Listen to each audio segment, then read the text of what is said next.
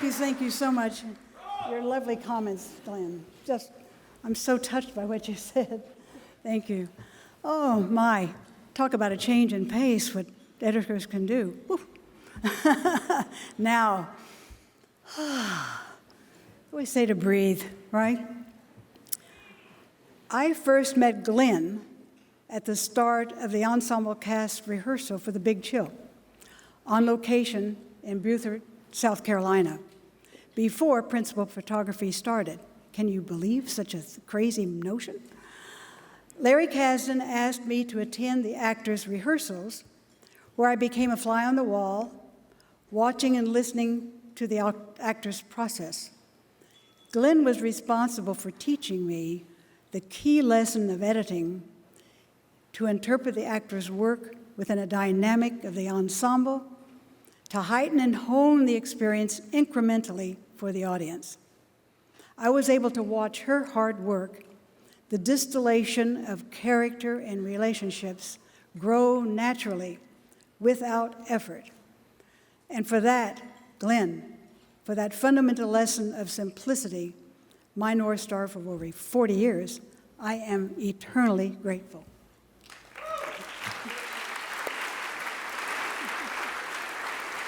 It was an extraordinary experience.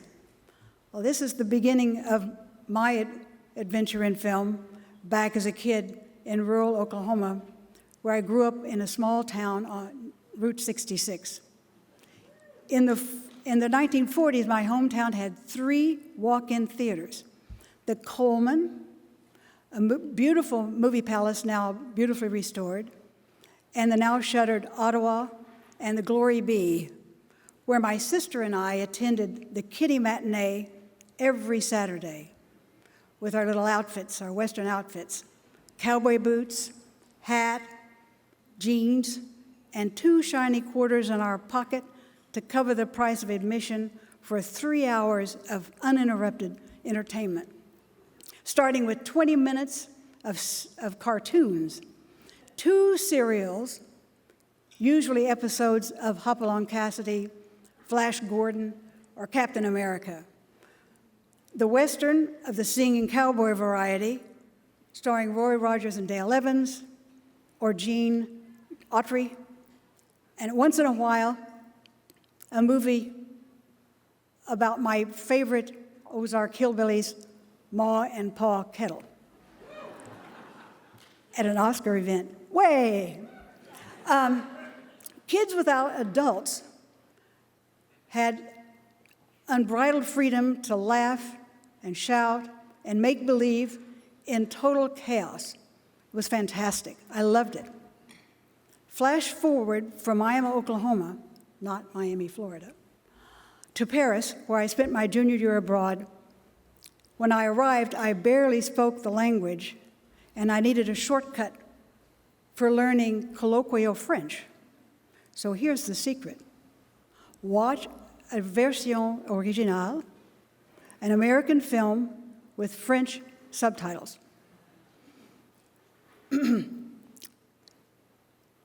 And not only that, I got to discover the classic Western at the Cinémathèque Française, beautiful world of John Ford at a retrospective.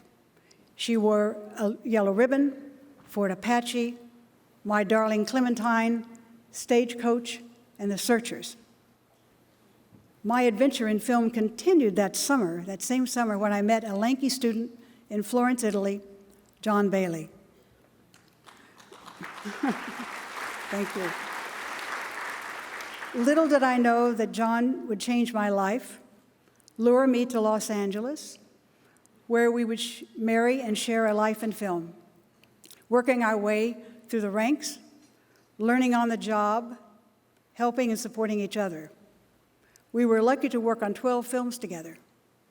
I thank Lawrence Kasdan, Jonathan Demme, and Ken Kwapis, who understood the value of our dual collaboration. And I thank them deeply and forever for that gift. Larry.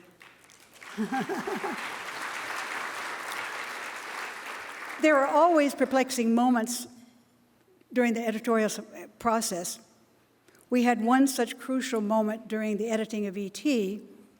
when we suffered the equivalent of writer's block. I guess we called it editor's blank. Stephen had the brilliant idea to cook matzo brie for the entire editorial crew. Delicious, problem solved.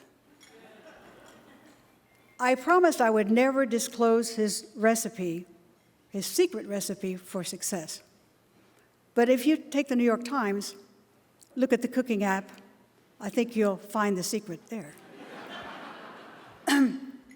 When I think about the privilege I had to work on one of the most entertaining, enduring, and endearing films of all time, I'm frequently asked, why do you think E.T. is a perennial favorite? There are so many reasons, but fundamentally, it's its powerful story about tolerance for the other. Elliot, Michael, and Gertie learned to trust and love the alien among them. With a little with a little humility and patience, we too can find our common humanity in uncommon places. This Oscar is the Everest moment of my adventure in film, a dream fulfilled. And I want to thank the governors of the Academy of Motion Picture Arts and Sciences. I accept this beautiful Oscar as a highlight of my life in film.